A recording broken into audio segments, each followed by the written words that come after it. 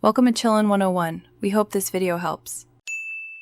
You begin by signing into Yahoo with your username and password. Make sure you already know the current password. Once signed in, go directly to Account Info and then to Account Security.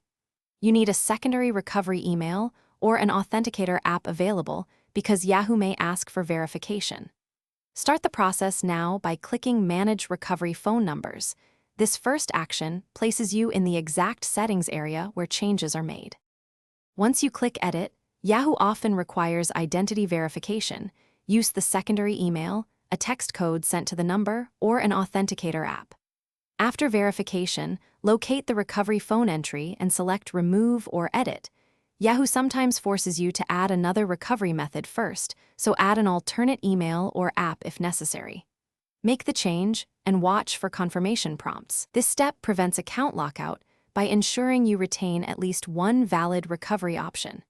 After removing the phone, confirm and save the changes. Yahoo will usually send a confirmation email, so check your inbox.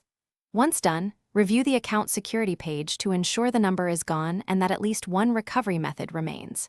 If you cannot remove the number because controls are grayed out or requests fail, clear browser cookies, disable extensions, or use a different browser or device. If issues persist, use Yahoo's account recovery flow to regain full control before retrying. Thanks for watching.